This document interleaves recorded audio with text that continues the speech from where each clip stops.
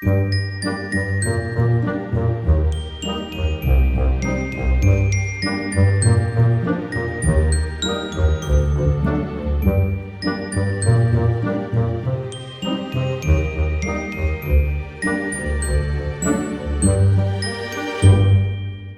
l'épisode précédent, nous avons exploré la carrière du Chanet et sommes partis à la recherche de l'histoire et de la position de ces fontaines. Il nous reste à lever quelques mystères avec un professionnel du métier. Bonjour à toutes et à tous. Nous sommes aujourd'hui en compagnie de Monsieur Chapuis, tailleur de pierre. Bonjour Monsieur Chapuis. Pour commencer, pouvez-vous nous expliquer qu'est-ce qui fait que la pierre d'ici est excellente? Alors, n'oublions pas une chose, c'est que la pierre est un matériau naturel. Et puis, la nature, elle n'est pas partout la même chose.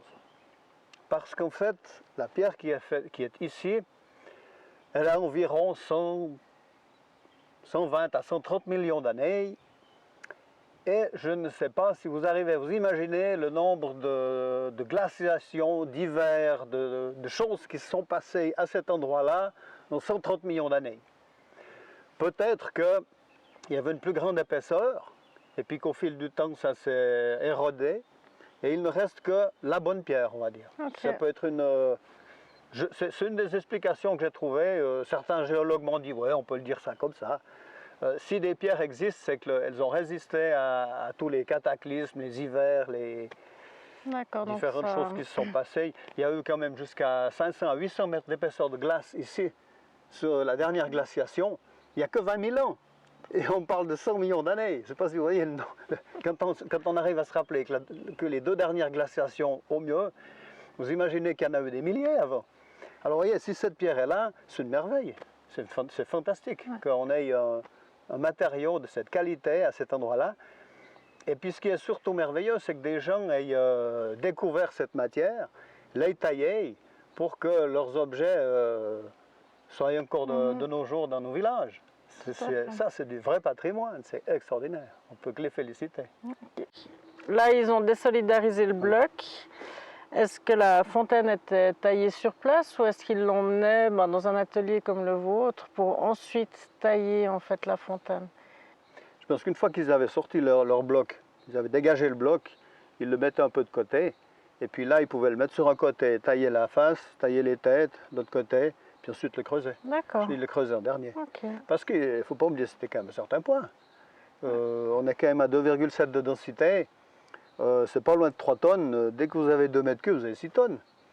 Et ils en ont fait des beaucoup plus grands. Hein. Vous avez celui de Valorbe, à la place de la fontaine, je crois bien. Il faisait 5,50 m par 3,60 m, sauf erreur. Et puis, on le voit à 90 cm extérieur, mais quand on met le mètre, on va jusqu'à 90 cm. Donc, vous êtes à 100 tonnes. Ouf. Eh bien, ils n'ont pas charrié 100 tonnes jusqu'à Valorbe. Ils ont tout taillé ici. Ils ont déjà taillé le bassin en arrondi en faisant par cette méthode. Ensuite de ça, ils l'ont creusé. Puis là, il est encore extrêmement lourd. Extrêmement lourd, comme celui de la Sahara. C'est la même chose. Celui de la Sahara aussi, au milieu devant l'église de la Sahara, il est extraordinaire. C'est une qualité de travail en 1836, là. Moi, je tombe à la renverse. Si je dois réaliser une fois une pièce comme celle-ci, bon, on en a fait pas mal déjà, c'est vrai. À Valorbe, du reste, on en a fait une qui était une des plus grandes qu'on a pu faire. C'était 3 mètres par 2,50 mètres. Ben, c'était déjà pas mal grand, en ellipse aussi. Ok. Eh bien, on a pris notre pied. C'était extraordinaire. Excellent. Quand une fois l'extérieur est taillé, qu'est-ce qu'on faisait de la pierre qui est à l'intérieur? Parce qu'il a fallu continuer à creuser en fait cette fontaine pour donner la forme enfin pas la forme, mais la profondeur du bassin. Ces cailloux, je pense que ça venait en petits morceaux. On récupérait pas un bloc rectangulaire qu'on sortait après de la fontaine et qu'on retaillait comme ça. Ça, c'est ce que je pensais faire au début. Quand j'ai commencé à creuser des fontaines, j'ai toujours essayé de préserver la matière qui est au milieu. Je me disais, c'est quand même malheureux dans une pierre de cette qualité, de tout casser en miettes. Et puis en fait, on cherche à préserver l'extérieur. Donc l'intérieur, on va essayer de donner le moins possible d'efforts. Ce qui fait que les anciens ils travaillaient à la broche et à la massette. Alors tout sort en petits morceaux. Hein. C'était du gant cassé qui allait très bien pour faire les chemins. C'était du macadam. Et puis, la question ne se posait pas. De toute façon, ça sort à avec la petite pellette, on balaye. Puis une fois, le premier bassin qu'on a fait, qu'on a fait beaucoup à la main, je ne veux pas dire qu'on a souffert, mais bon, c'est vrai qu'on savait que quand on faisait un bassin, on le commençait, et puis 2 semaines après, on espérait avoir fait un bon bout. D'accord, ouais. Tandis que maintenant, c'est clair qu'on prend aussi du temps, mais seulement ce temps, c'est principalement du carottage. Donc c'est un tube qui tourne, un tube diamanté au bout qui tourne, puis qui permet de faire, on scie un rond si on veut bien. Alors on scie comme ça des pas les uns après les autres, et puis ensuite de ça, on les casse. Alors, ce qui est génial, c'est qu'en fait, quand on casse notre carotte, elle casse où elle est faible. Ouais. Si toute la pierre est bonne, elle casse en bas. Mais si il y a une veine comme ça à mi-hauteur, des fois ça peut arriver qu'il y ait une veine un petit peu plus terreuse à mi-hauteur, ça casse ici. Donc en sortant les carottes, on sait la qualité de notre bassin. Comment est-ce qu'on a extrait les fontaines dans cette carrière? Alors ici, c'est un des rares endroits où la pierre a été extraite en creusant un canal tout le tour du bassin. Ici, dans le cas qu'on voit ici tout près de nous, le carrier a utilisé 2 défauts. On voit un défaut ici, c'est comme l'apia, c'est une zone où la pierre a été dissoute. Puis ce côté, il semblerait qu'il n'y avait pas tellement de pierre non plus. Donc il a eu que le bout ici à creuser, à vider, et puis un petit peu la tête aussi. Et après quoi, tous les 20 cm, il a creusé une entaille, une forme un petit peu allongée, comme ça, un triangle. Et puis, dans toutes ces entailles, ils ont planté du bois, je présume du chêne ou du feuillard. Ils ont mouillé, ce qui a fait une zone de tension qui se trouvait sur toute la surface basse du bassin. Et après, ça a certainement fendu. Donc la matière, comme c'est dans le sens du lit, la matière s'est ouverte. Ou alors ils ont peut-être fait un petit coup à un endroit, puis ils ont donné un petit coup de ciseau pour décider. Parce que souvent la zone d'effort, si elle est bien dirigée, le moment où la pierre lâche, la pierre se décolle, il faut un coup. Dans le cas présent, ça m'a toujours étonné qu'on ne voie pas l'endroit où ils avaient donné le dernier coup. Mais bon, je suppose qu'ils avaient peut-être une grande baramine, puis ils tapaient un coup. Ils avaient leur combine, hein, parce qu'ils en ont fait des grands, puis ça avait l'air de fonctionner. D'accord. Mais alors c'était un travail considérable de creuser tout ce volume de pierre autour du bassin. Ils avaient presque enlevé plus de pierre autour du bassin que ce qu'ils devront creuser dedans pour le faire. D'accord. C'est absolument fou.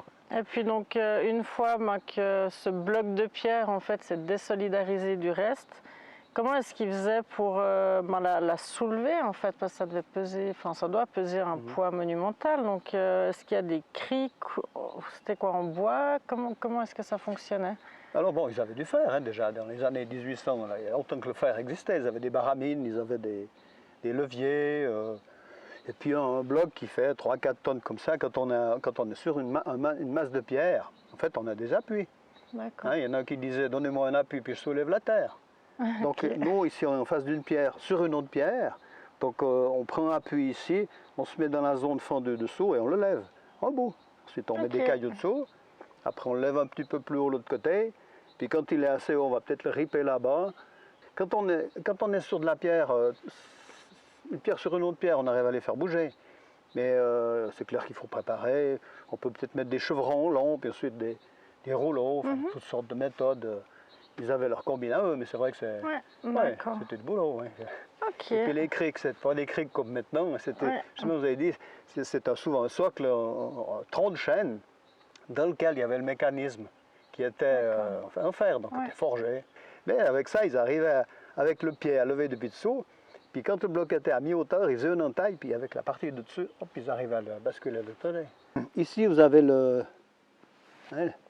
on voit les marques, là, les coins. Donc le bord du bassin, il est ici. Ouais, exactement là. Ça veut dire que ici, c'est plein, donc.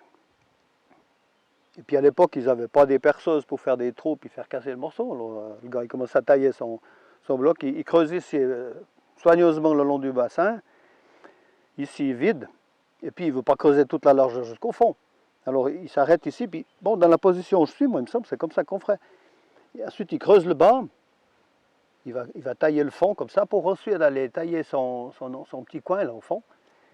Donc il aura toute cette partie-là qui sera droite, qui est prête à finir, et puis cette partie-là qui est vidée pour l'usage. Je pense qu'il travaillait comme ça, puis au fil du temps, ben, il avançait. Puis il travaillait. Là, il était contre la paroi, donc c'est pour ça que là, je me suis mis dans la position du gaucher. Parce que le droitier travaille comme ça, mais là, il y a le bassin. Hein. Donc je pense que je serais sûrement dans l'autre sens. Bon, c'est sûrement comme ça, je pense. Le gars, il travaillait comme ça. Mais bon, on voit les coups, ils sont dans ce sens-là, donc c'est un gaucher. C'est un gaucher, le gars, oui. Parce que pour tailler dans ce sens-là, ben, il devait être depuis là-bas. Oui, ici, on est presque à 45 degrés, pas loin. C'est-à-dire que le coin ici tend la matière, donc ici, on est plein. Hein. Bon, ils étaient toujours face à la pierre ici, c'est pour ça qu'ils ne pouvaient pas faire plus d'angles non plus. Ils n'avaient pas la capacité de travailler avec plus en biais pour faire un angle plus plat. Hein. Parce que l'idéal, c'était de le mettre à plat. Mais seulement, on ne peut pas. On ne peut pas accéder, hein, du fait qu'on est plein de matière ici. Hein. On ne peut pas aller tailler trop à plat. C'est pour ça qu'ici, on a l'angle maximal qu'on peut faire. Et puis cet angle, même fois, il crée une zone d'effort, mais il n'a pas la même puissance que s'il était à plat. Ou alors là, on aurait une zone d'effort beaucoup plus forte qui risquerait de casser le bloc beaucoup plus à plat. Vous les véhiculez comment, ces bassins, du coup? Parce que c'est quand même des poids qui sont, qui sortent un peu de l'ordinaire. Je veux dire, c'est pas... Non, pour le commun des mortels, ça sort de l'ordinaire, mais les gens ne s'imaginent pas tout ce qui se transporte sur les routes. Oui, alors effectivement, moi la première. Il n'y a que les routiers qui savent ce qui se transporte absolument n'importe quoi sur les routes. L'autre jour, il y avait un transformateur qui a été Lausanne à Genève, un machin de 300 tonnes avec un convoi qui fait 100 mètres de long. Voilà, ça existe. Nous, c'est léger, c'est des blocs de 15-20 tonnes. Voyez. Ah, c'est pas si terrible. Pour le poser sur une semi-remorque, voilà, tout est en dimension. Okay. Hein. Les carrières ont des chargeurs pour ça. Nous, on a des ponts roulants pour prendre la matière. Ensuite, enfin, tout est dimensionné. Tu vois, c'est ce que j'ai fait. La première chose que j'ai fait, que les gens disent, ouais, mais vous bouchardez à la main. Pourquoi vous bouchardez pas avec des machines? Je dis, mais les machines, elles vibrent. Ben, quand vous travaillez tout le jour avec une machine qui vibre, vous sentez plus vos mains. Il y a plus de circulation. Vous bouchardez. D'abord, vous bouchardez votre vitesse. Puis, si à un moment il faut s'arrêter, bon, on s'arrête, on fait autre chose. Bref, ça reste à dimension humaine. Même que c'est un travail régulier, continu, qu'on peut faire. Il y a des gens, ils ont, après 35 ans de travail dans notre entreprise, ben, ils ne sont pas foutus, ils ne sont pas en mauvais état, ils ne sont pas complètement délabrés. Hein. Au contraire, ils sont contents d'arrêter le métier parce que ils sont contents de ne plus être obligés de se lever tous les matins. Mais en même temps, ils sont tout à fait capables de... Oui, tout à fait. Le tailleur de pierre, on doit le construire. C'est l'outil de la pierre. À l'époque, la fontaine était payée à la livraison. Et si la fontaine cassait, c'était le maçon ou le carrier qui devait la réparer ou en fournir une autre. En l'an 2021, c'est toujours le cas. C'est toujours le cas. C'est toujours le cas. Le client est roi. C'est pas pour autant que je suis son serviteur. Mais, non, ce que je veux dire, les normes font que le fabricant fabrique un objet de qualité. Ouais. Il existe beaucoup de pierres calcaires, de très très bonne qualité, dans lesquelles je ne fais pas de fontaine. Parce que j'ai un doute. D'accord. Et puis ce doute, eh bien, c'est en 86 qu'on a eu la preuve que le doute était juste. Parce que cette pierre a gelé. Ils ont eu des grands gels au début 1986. Et pendant beaucoup d'années, on a eu des pierres qui avaient subi le gel. Donc elles ont subi des tensions, ce qui fait que même dans des blocs qui étaient peut-être à plusieurs mètres en arrière du front de carrière, ces blocs avaient quand même reçu les efforts de la glace. Ouais. Et puis il y avait des micro-fissures. Et moi, je ne peux pas me permettre, comme je garantis moi-même la matière. Il n'y a personne derrière pour m'aider. Il n'y a pas d'assurance, on ne peut pas s'assurer contre le dégât total.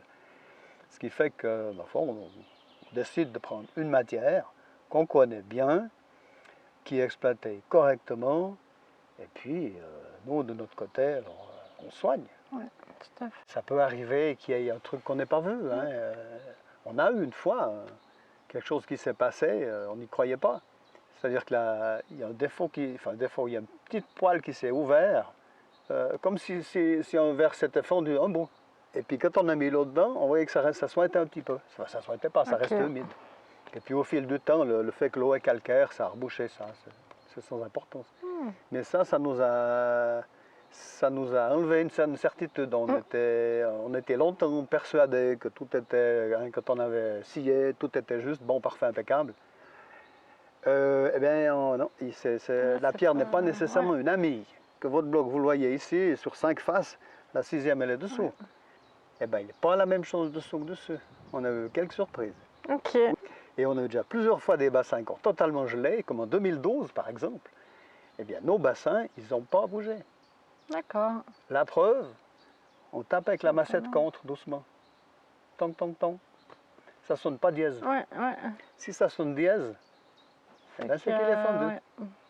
Donc on a la preuve que nos bassins sont bien taillés. Ils sont taillés un petit peu en biais à l'intérieur, de manière que si à la glace, ça puisse gonfler. À Soleure, on avait la meilleure pierre calcaire qui est vraiment de loin à la ronde. C'était l'équivalent de l'autre ville. Mais bon, ils ne se sont pas entendus en famille, et puis ma foi, c'est tombé en eau, puis c'est fini, on ne peut pas rouvrir. Ok. Mais là-bas, ils avaient alors une matière, ils en ont fait des quantités, souvent des bassins comme ceux-ci qui sont arrondis au bout, très souvent. Et généralement, ils avaient toujours des formes verticales, avec les angles vifs Ok. sur le bord. Ça m'a toujours étonné, ça. Alors que c'est là qu'il y a le plus de... Ouais, Tandis que dans le canton de Vaud, le bord est arrondi, parce qu'il y a les clochettes des vaches, il y a les gens qui Tout à fait. passent. Ah, donc il y a quand même des marques de fabrique en fait, Ouais, alors, entre guillemets. on reconnaît chacun. Nous aussi, on a fait des Voilà. bassins. Des fois, on se mettait au bord du bassin, on disait, on faisait des fois la pente intérieure, on fait la bordure qui est un peu bombée, comme ça. Puis quand on pose les mains dessus, on a envie d'aller au bord de l'eau. Ouais. Bien des autres, on les a fait carrément ronds. Puis on se dit comme ça, quand on s'assied dessus, on est bien. Oui, tout à fait. Sur chaque bassin, on essaye de Ah, lui donner une c'est intéressant. sensibilité. C'est tellement unique, c'est des pièces tellement merveilleuses à faire que. Ouais, Vous y mettez un peu de votre âme en fait à chaque fois. Chaque bassin, il y a un moment où on prend le temps de. Ouais, on dit qu'est-ce qu'on va y donner à celui-ci. Mhm. Il y en a certains, on les a sciés, donc ils étaient pas droits. Hein. Puis tout d'un coup, j'ai dit, ah, on va y mettre 2 cm de bombée. Ouais, tout à fait. Et puis mes oreillers me disaient, parce qu'on va scier juste un petit machin comme ça, rien que pour le plaisir. J'ai dit, c'est pas pour le plaisir, c'est pour l'esthétique. Et puis, bon, faut reconnaître, c'est pas pratique, c'est difficile à faire d'avoir un bel arrondi, mais très, très fin. Puis on le contrôle avec la grande règle, hein, quand on fait courir la règle dessus, puis sitôt qu'il y a un plat, on redonne un petit coup. Comme ça, on a un bel arrondi qui est bien. Eh bien, ce qui s'est passé, c'est que les gens qui voient ce bassin, ils utilisent toujours le superlatif. Ok. Le même bassin qui est carré, qui est droit, qui est tout impeccable, mais qui n'est pas cintré, Ouais, ils ne vont pas utiliser le superlatif. Ils diront c'est un beau bassin, ouais, c'est tout un à grand fait. bassin, c'est un joli bassin. Les autres, quand on veut l'autre, ils disent ah alors c'est un très beau bassin, il a quelque chose, ils veulent en Il y parler. a un truc en plus. Ouais. Ouais, C'est quand même, moi ça m'intéresse ça. ouais, tout à fait. Je pense que là on atteint le cœur, Mhm. dans le sens que les belles choses, elles ne sont pas belles parce qu'elles sont bien faites tout simplement. C'est une bonne pierre. Elles sont sûrement aussi belles parce qu'on a mis quelque chose qui enrichit un petit peu, Ouais, tout à qui donne de la sympathie. fait. Ok. La pierre, c'est notre maîtresse, n'est-ce pas? Oh, dis donc. Ah oui, parce qu'alors si on l'aime pas, Oui, effectivement. parce qu'alors elle fait un peu ce qu'elle veut, ouais. mais nous on doit savoir, on doit être plus malin qu'elle. Hein. Si on veut arriver à la jauger et puis à... Oui, c'est vrai, Effectivement, ouais, Non, c'est un bon parallèle. il y a des fois. Non, mais on passe la main dessus, on caresse des fois, on regarde la forme bien comme ça, on dit ouais. Ouais. Et quand on redonne un petit coup pour que ça soit juste. Non, Ah, ça, c'est vraiment Ça un se voit. savoir-faire. C'est vrai que ça se voit, un gars qui a fait un bassin, qui aime son travail, son œuvre, il va soigner, hein, dans le cas des formes arrondies, il passe un petit coup, puis après il redonne là un petit coup. Puis... Quel serait, selon vous, l'avenir à moyen et long terme de ces fontaines? Est-ce qu'on voit des fontaines qui commencent à être imprimées en 3D ou plus modernes, ou est-ce que nos communes restent attachées, en fait, enfin communes et particuliers restent attachés aux bassins en pierre, en fait, qui sont quand même dans la durée Qu'est-ce que je peux dire? C'est l'offre et la demande.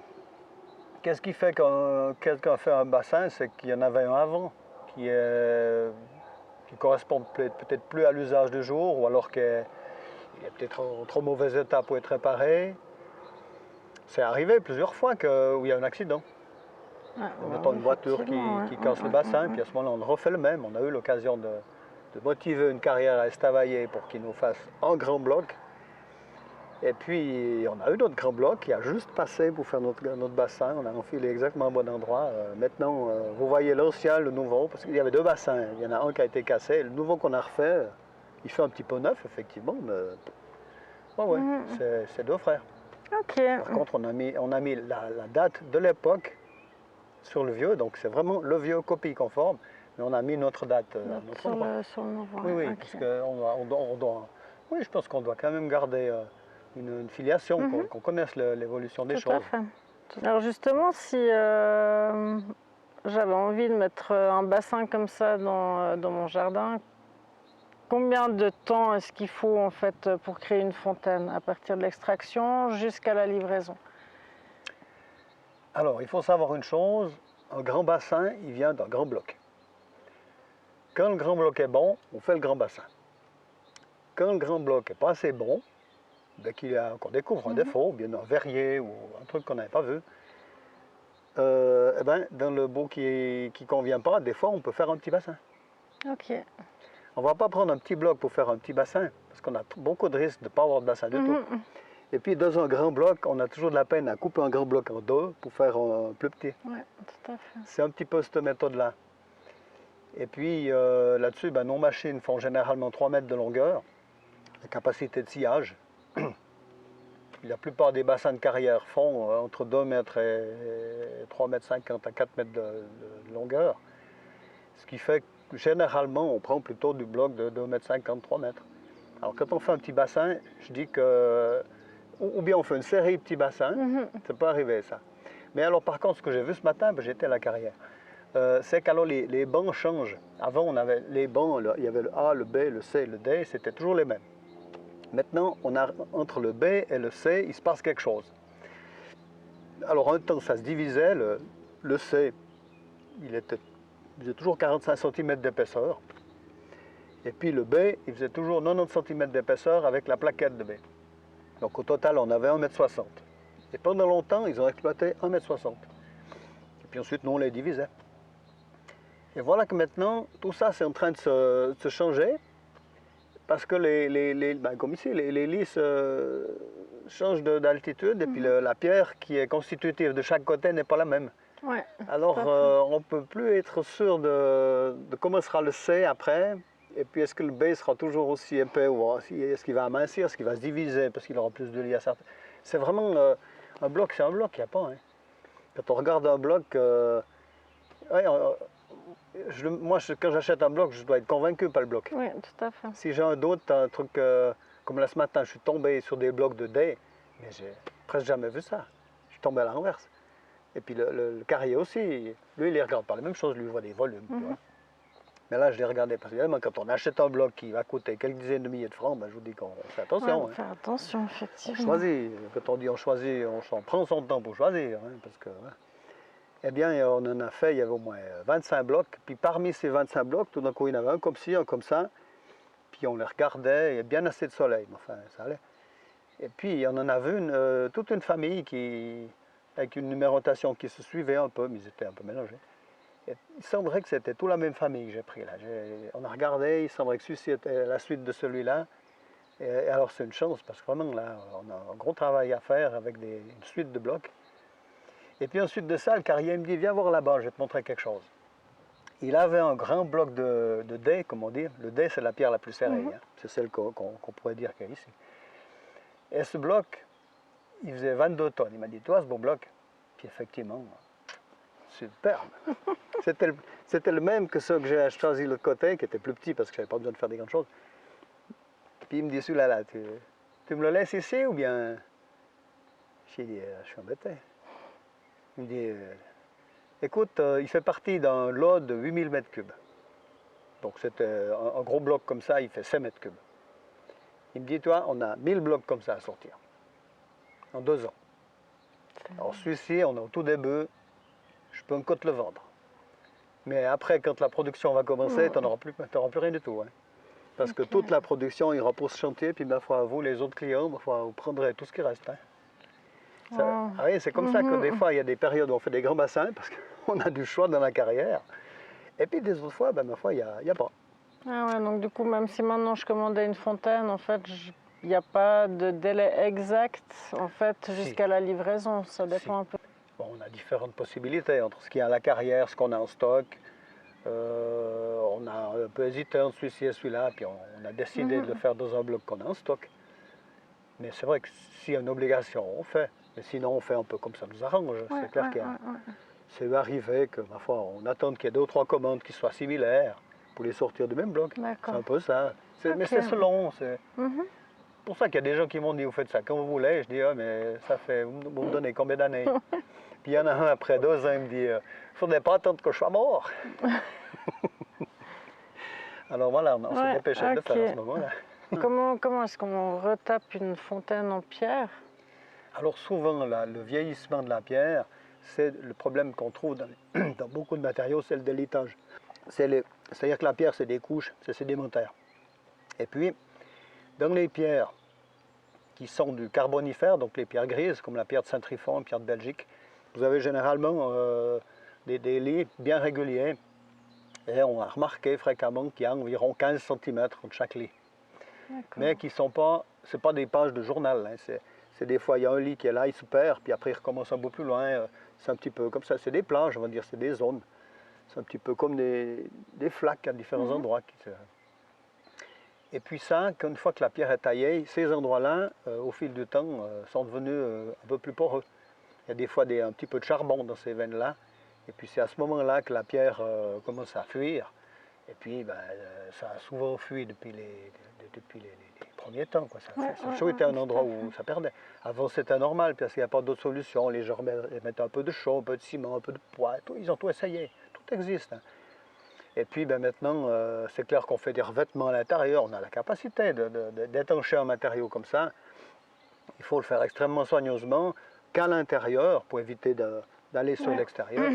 Mais il faut reconnaître qu'on ne rajeunit pas l'objet. La matière en place reste une matière vieille qui, dans le cas de la pierre de Saint-Trifon, se vitrifie. Elle devient extrêmement sensible, elle est dure comme du verre.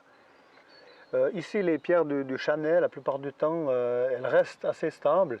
Les défauts qu'on peut trouver, parfois, c'est des petits trous, bien une petite fente, une petite veine de terre qui commence à fuir. Ou alors carrément c'est fendu. Ouais, c'est un lit qui est très ouvert, puis à ce moment-là on le renforce. Et puis maintenant on retape de moins en moins ces bassins parce qu'on veut garder le bouchardage d'époque. C'est quand même. Puis là-dessus, ben, souvent on fait un micro-sablage de manière à brosser la pierre. Il faut éviter la haute pression à l'eau parce que ça on enlève, on enlève le fond de la matière. Et une fois qu'on a commencé à nettoyer avec la haute pression, après c'est toujours gris. Parce que les films sont partis, et puis c'est là-dedans que viennent se mettre les micro-mousses. D'accord. C'est pour ça je dirais que souvent, moi je préfère mieux dire on répare. Et puis, ben, ma foi, c'est comme les vieilles voitures, quoi. Il y a des parties neuves qui sont un peu plus neuves que les parties anciennes, puis au fil du temps, ça s'accommode un peu.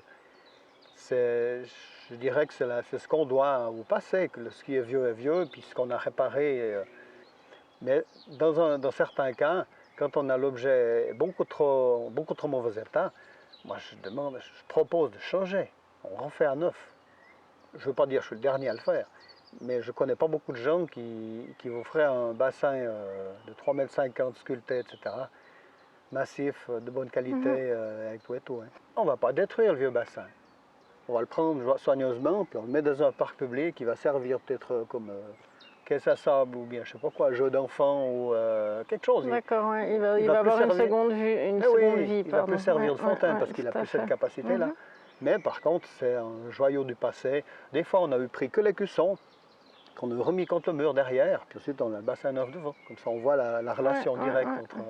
C'est pour ça que chaque cas est un cas, moi je dis. Mais c'est quand même une bonne chose. Moi, je dis, les gens qui se décident à faire une fontaine neuve en pierre, ben c'est clair qu'ils investissent dans un futur qui va de toute façon venir, mais ils investissent sur un matériau de qualité numéro 1. Ça, faut le savoir. Parce qu'on ne se permettrait pas d'avoir un seul défaut sur une fontaine. Ouais. Alors c'est pour ça qu'on soigne, comprenez, c'est plus l'amour du métier que l'amour de la chose. Là. Il y a même des fois, j'ai regardé l'endroit, et puis les habitudes des gens, et puis on a des fois modifié un petit peu la forme, de manière que ça soit le plus possible acclimaté à l'endroit. Plus. Ouais, tout à fait. Maintenant, si on parle un petit peu du transport, le poids moyen d'un bassin de fontaine, alors je pense qu'il y a plein de fontaines de formats différents, mais une idée, c'est toujours en tonnes. On parle toujours en tonnes quand on parle de fontaine. C'est même pas une centaine de kilos. Non, non, un bassin, là on en a un en cours de fabrication, c'est assez grand. Hein. Il fait 3,70 m par 1,40 m par 75 cm de hauteur. Ce bloc, il fait 9 tonnes. Mais en fait, le bloc qu'on a fait venir, au départ, il était prévu à 25 tonnes, mais en fait, quand on l'a pesé, il faisait 22 tonnes. Ça ne veut pas dire qu'on a jeté 12 tonnes, 14 tonnes, pour obtenir le bassin de 8 tonnes. Mais ça veut dire que dans ce grand bloc, on a scié de chaque côté, on a scié les 4 côtés, on a scié les bouts, on l'a regardé, on l'a mouillé, on l'a laissé sécher, on a vu qu'il y avait des défauts, on a resscié d'un côté pour arriver à avoir le bassin parfait là au milieu.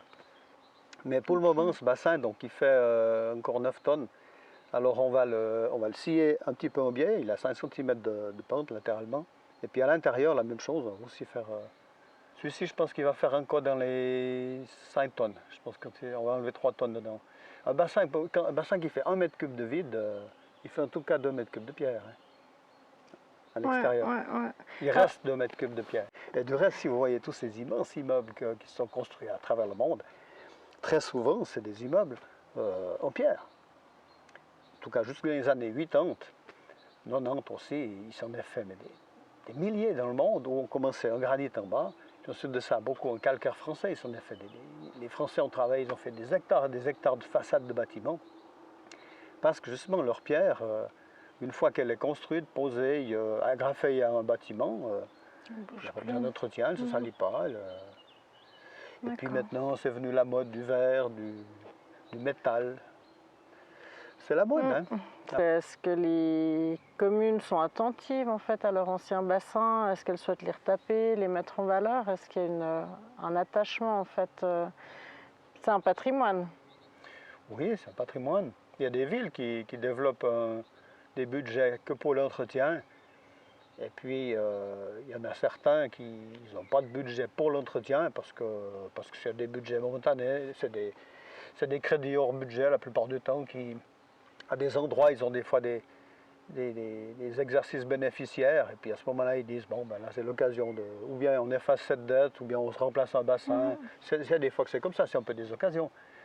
Mais dans certains bourgs, les bourgs médiévaux, comme on dit, les gens ont beaucoup de peine à supporter qu'on leur propose un bassin neuf. À la place d'un ancien bassin, ils veulent toujours qu'on répare. Mais il y a des choses, c'est malheureux de réparer. C'est vraiment de l'argent qui est gâté, qui est perdu. Et en réparant avec force plastique et tout, on lui donne 20 ans de plus. Alors, pourquoi est-ce qu'on parle du patrimoine? C'est parce que, d'abord, il a été fait avec des gens qui ont utilisé la matière locale, donc des écolos avant l'heure. Et puis là-dessus, ils ont su choisir les meilleurs matériaux, ils ont mis en œuvre dans les meilleures conditions. Et il faut reconnaître que les maisons patrimoniales, comme on dit, c'est des maisons bien construites.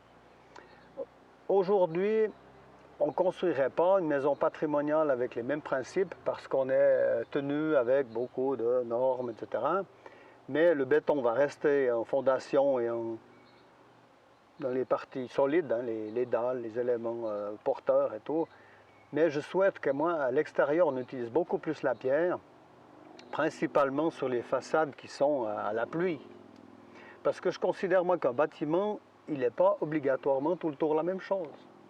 Parce que du côté de Bise, on peut être en bois. Ça ne dérange pas, il ne pleut pas. Du côté de l'ouest, vous faites du bois, ben, bien sûr, mais enfin, bon, faut reconnaître que ce n'est pas la meilleure utilisation du bois. Ça peut aller, mais c'est clair qu'on prévoit du travail pour nos enfants, petits-enfants, même avant, avec y compris les problèmes de structure. C'est pour ça qu'à un moment, moi je dis, il faut utiliser les choses pour ce qu'elles sont faites. Ici, on a de la pierre qui va bien pour faire du massif. Eh ben, donnons-nous la possibilité de faire des éléments massifs pour les soubassements de maisons, par exemple, pour tous les endroits de résistance, les couronnements de ponts. Tout le monde dit les ponts béton, pourquoi est-ce qu'il faut tout le temps s'en occuper? Ben oui, mais le problème, il est de l'interchéité et puis la bordure. Les bordures des ponts sont en béton. Alors en France, ils ont fait plus simple, ils ont mis de la tôle. C'est clair, ça les protège. Ici, on habille les ponts, on ne veut pas mettre de la pierre parce que c'est trop lourd, puis il y a des joints. Bon. Mais tout ça, ça s'étudie. Et on a l'intelligence, on a tellement d'écoles et tout, on a l'intelligence d'utiliser les matériaux d'ici pour ce qu'ils sont faits. Et je pense que ça serait un service à rendre, qu'on puisse avoir une exploitation de roches dans la région de Croix ou de Voyon, je ne sais pas d'où, partout il y a de la jolie matière. Mais dans ce Valonginien, il faut reconnaître que c'est la pierre de taille partout. Vous parliez avant de la qualité de la carrière en fait ici. Est-ce que vous pensez qu'un jour elle pourrait être réouverte ou... Ça, je ne sais pas si j'ai le droit de le dire, mais j'ai mon idée.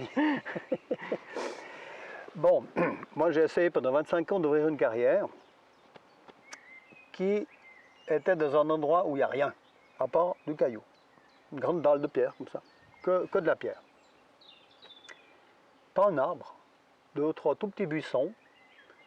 Et puis il fallait mettre à l'enquête un déboisement de 4000 et quelques mètres carrés et un reboisement de 9000 mètres carrés à un autre endroit pour compenser les arbres qu'on coupait. Mais comme l'endroit était qu'en pierre, on ne coupait pas d'arbres. Je ne pouvais pas comprendre qu'on me demande un reboisement. Et puis, ben, ma foi, c'en est resté là. Parce que quand on a commencé à parler argent, que ça s'est trouvé en centaines de milliers de francs, voilà, on abandonne, c'est tout. Mais c'est clair qu'il y a une carrière de tailleur de pierre, c'est microscopique par rapport à ce que tout le monde pense. Quand on voit la carrière des Clépans, la carrière d'Arvel et tout, c'est clair, c'est des carrières en montagne, tout le monde les voit. Mais vous allez dans le plat pays, en Belgique, c'est un pays de carrières, personne ne le sait. Parce que les carrières, elles sont en creux. Okay. Les gens, ils creusent, et personne ne voit les carrières, sauf ceux qui passent en avion, qui voient qu'il y a effectivement des trous. Alors les entreprises avec lesquelles on travaille, ils disent tous les 100 ans on fait un trou. Ça veut dire qu'il y a la carrière de 1600, la carrière de 1700, la carrière de 1800, 1900. Et puis là, la carrière 2100, alors ouais, c'est vrai que c'est grand. Hein. Mais avec tout ce qu'ils enlèvent là-dessus, ils rebouchent la carrière de 1900 qui n'était pas finie d'emboucher. Ouais, c'est intéressant. C'est pour ça que c'est un déplacement de matière au service de l'humanité. Parce qu'une matière comme la pierre de Belgique, dans le cas présent, vous la trouvez partout en Belgique, bien sûr, mais dans le monde aussi. Parce que c'est une matière absolument merveilleuse. Ici, en Suisse, il faut reconnaître qu'on n'a pas tout à fait l'équivalent dans ses qualités de matière, sauf, je dirais, à Soleure, où vraiment là, c'était de la matière qui valait la peine. Parce qu'en fait, on est dans un pays géologiquement compliqué, avec des efforts latéraux, avec des lignes de force. Il y a beaucoup de choses qui se sont passées, et puis la matière en place, ben, c'est le solde de ce qu'il y avait avant. Seulement, voilà, maintenant, il faudrait exploiter en souterrain, ce qui n'est pas difficile, justement, avec la technologie qu'on a maintenant.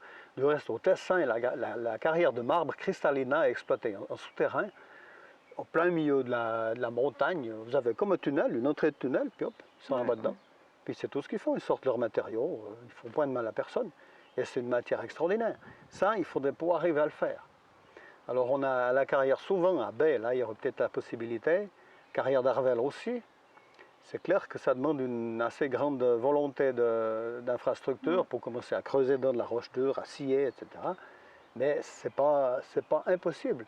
Et du fait de la longévité des matériaux qu'on extrait, on a quand même la sensation de faire quelque chose de bien et puis de durable. Ouais, seulement, il faut en avoir le droit. Puis ça, c'est une autre paire de manches.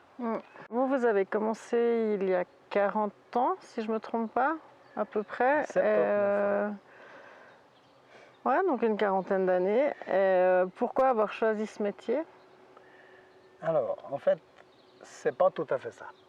C'est-à-dire que je toute mon enfance, elle avait été dans le chemin de fer. J'étais absolument extraordinaire, j'étais heureux avec les trains, de voir passer des trains, d'avoir le train miniature à la maison.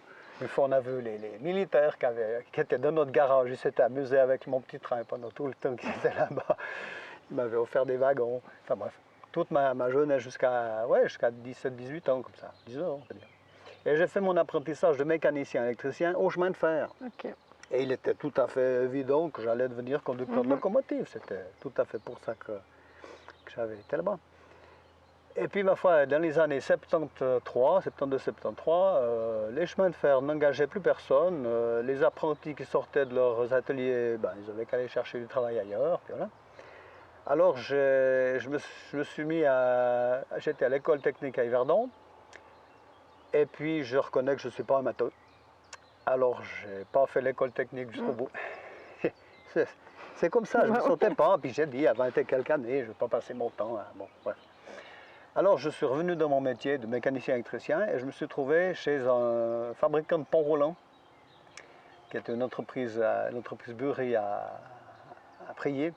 Alors, évidemment, quand on a été réparer des ponts roulants dans toutes les séries possibles, chez des tailleurs de pierre qui avaient des tout petits palans, puis qui prenaient des gros cailloux, puis tout cassait, il fallait les démonter tout ce bazar. Et puis, une certaine fois, il y en a un qui... Je voyais tailler, là, pendant que je réparais mon palan. Puis quand je redescends, j'ai dit, ça va tout seul, dans ton métier. Il me dit, ouais, arrête. Il faut quand même le faire. Hein. Puis j'ai dit, je peux essayer. Il me dit, oh, il ne faut pas commencer parce que tu verras, tu ne pourras plus t'en passer. J'ai dit, ah, puis tu dis que c'est difficile. Ouais, mais tu comprends. Bon. Puis bon, j'ai essayé, évidemment, les premiers coups, c'est à côté. Et puis j'ai dit, ouais, je vais essayer. Alors j'ai pris un jour sabbatique. Et puis j'étais avec les apprentis dans cette entreprise. Et puis je taillais mes cailloux. Et puis le patron, le père Bianchi me disait, plus haut la massette, plus haut, derrière l'oreille, plus fort, plus fort. Puis au début, évidemment, quand on loupait la moitié des coups, alors bon, ça a été assez difficile. Mais bon, chemin faisant, j'ai quand même gentiment appris.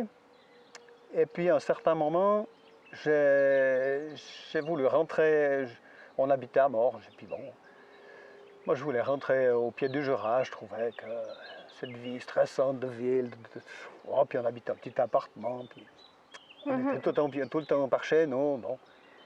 Puis qu'est-ce qu'on fait, pied du Jura? Ouais, d'accord, on est venu habiter chez les beaux-parents, ils ont modifié un peu la maison pour avoir qu'on ait un petit appartement à nous. Et puis, j'ai commencé ouvrier indépendant. Je m'étais déclaré comme ça. Donc, j'allais travailler chez le maçon, chez le charpentier, sur mes cailloux quand j'avais des commandes. J'allais dans les bois chercher des cailloux, je les roulais dans la coccinelle. J'ouvrais la porte, j'avais mis un plancher, et on a roulé des cailloux, 300 kilos dans la coccinelle. On s'est débrouillé comme ça. Et puis, bon, chemin faisant, ma foi, il a fallu avoir un atelier un petit peu plus important. Donc là, je faisais partie d'une coopérative de salaire. Ça, c'était un truc bien. Ça nous a permis de nous lancer. On était 6, qu'on se connaissait bien. Et puis, on avait dit, on met nos salaires ensemble, puis on reprend ce qu'on a besoin. Et puis, il y a des périodes où on gagnait beaucoup, puis des périodes peu. Et puis, bon, on avait une comptabilité. Ça a duré quelques années. Mais disons, ça a permis de lancer plusieurs entreprises qui existent toujours. Et puis, on a travaillé comme ça. Puis, après, gentiment, évidemment, on a chacun eu des enfants. Nos enfants se sont trouvés aussi ensemble dans le même principe. Et puis c'est pour dire que quand j'ai voulu un atelier un peu plus grand, là mon père avait, la ferme de mon grand-père était en face de la villa de mon père à Coirnan. Et puis j'avais dit, mais cette ferme, est-ce que je ne peux pas l'utiliser? Il m'a dit, oh, ça ne va pas comme ça, il y a une question d'égalité, d'héritage, je ne peux pas te la donner. Et puis moi j'avais dit, c'était les années 80, quand on a commencé, 81. À ce moment-là, les plans communaux, c'était pas tout à fait aussi bien organisé que maintenant. On ne pouvait pas faire ce qu'on voulait, il fallait tout demander à l'État. Mais dans le village, l'artisanat était tout à fait possible. Il y avait le serrurier, il y avait le menuisier, donc ils pouvaient très bien avoir un tailleur de pierre. Ils m'ont jamais dit qu'ils ont regretté de m'avoir permis, parce que c'est vrai que pendant 10 ans, ça a été un peu le chenil. Je reconnais que... On était voyants à Coirnan, il y en avait partout, les camions au milieu de la route, des palettes dans tous les coins, de la poussière. On a beaucoup travaillé à Coirnan, et puis c'est ce qui nous a permis de construire l'atelier à Lille. Ok. pour lequel on a mis 6 ans à avoir le droit de construire. Il y a eu des oppositions, c'était que compliqué. Et quand on a enfin pu construire, faire notre atelier, eh ben, il y a eu la crise. Eh ben, je vous dis que la crise, jusqu'en 2000, on a eu 1000 peines à s'en sortir. Après, ça a été. Par contre, alors, cet atelier, même pas tout à fait fini de fabriquer, nous a permis de faire les bassins du 700e. Ça, c'était une année extraordinaire. Quand je vois encore les photos de l'atelier avec, je sais pas, une dizaine de fontaines, un cours de travail de tous les coins. Ah non, c'était... Je ne sais pas comment on a fait pour faire toutes ces fontaines, mais on en a taillé. Il y a des gens, ils n'ont jamais vu autre chose. Justement, si je me promène dans le canton de Vaud et que je vois une fontaine dans un village, est-ce qu'il y a un signe distinctif de vos fontaines à vous qui me permettrait de dire « Ah, mais ça, c'est Monsieur Chapuis de Lille qui l'a faite ». Est-ce qu'un cartouche, Pendant longtemps, j'ai rien fait. Parce que j'ai dit, c'est un bassin de tailleur de pierre, c'est fait en toute honnêteté, je ne suis pas un artiste, voilà. Et puis en fait, au fil du temps, ma foi, c'est comme de tout, on n'aime pas être comparé à quelqu'un d'autre. Parce qu'il s'est trouvé des gens qui... On a soumissionné des places de village, et puis c'est pas moi qui ai fait le bassin. Et puis quand on m'a dit, oui, je ne reconnais pas ton style là-bas, tel et tel endroit. Puis j'ai dit, ben effectivement, c'est pas moi qui l'ai faite. Ouais. Et puis là, j'ai dit, ah ouais, il faut peut-être avoir une marque distinctive, effectivement. Alors c'est marqué LC. À quelque part. À quelque part. C'est pas toujours. Enfin, maintenant, c'est de plus en plus sous les cuissons, c'est en petit, c'est assez discret généralement. Mais ils ne sont pas toujours en plein. Il y en a beaucoup, c'est marqué un peu par derrière, par dessous. Dessous les bassins, on a des fois écrit des textes, on a raconté des histoires. Signé tous ceux qui avaient travaillé sur le bassin. Ah, chacun avait marqué à la craie. Puis évidemment, ça c'est sous le bassin. Et puis alors, on avait une tradition que maintenant on n'ose bientôt plus dire. C'est que quand on mettait une fontaine en place, on gardait toujours un coin dessous la fontaine pour mettre la bouteille qu'on avait bu. Parce qu'une fois que la fontaine est posée, on boit un verre avec ceux qui ont travaillé ici, le syndic ou le propriétaire, voilà. Chacun met sa carte de visite dedans, en disant mettant quelque chose, on rebouche la bouteille, on met dessous, et puis voilà. C'est sympa, donc ça veut dire qu'il y a plein de fontaines dans le canton de Vaud en fait qui ont une bouteille en dessous avec la carte de visite de tous ceux qui étaient là en fait. D'électriciens, il y a toutes sortes. On pourrait parler encore des heures de la carrière du Chanet et de ses fontaines. Par exemple, analyser la géologie du lieu, parler des transports sur rondins de chêne, du char Ourson de Jean-Pierre Raymond, des chèvres de fontaine et leur goulot, des volumes de fontaines en pot, demandés et obtenus. On pourrait parler de la comptabilité liée aux fontaines, des lavandières et des lavoirs, des vaches, des incendies ou encore des couverts de fontaines. Vous pourrez retrouver plus d'informations dans les livres de Paul Bonnard sur les fontaines et sur l'excellent site pierre-info.fr. Vous pouvez trouver également plus de détails dans la version longue de cette interview. Pour clore le chapitre des bassins calcaires, citons encore le déclin de leur fabrication vers 1860, remplacé par des fontaines en granit taillées par des Italiens, surpris de voir les blocs erratiques inutilisés dans nos campagnes et forêts. Puis des fontaines en béton, moins chères, leur ont succédé. Si vous êtes amateur de puzzles, sachez que vous pouvez tenter de faire correspondre les bassins de fontaines aux trous présents au Chanet. En effet, les défauts de la pierre permettent de retrouver le lieu d'origine de nos fontaines.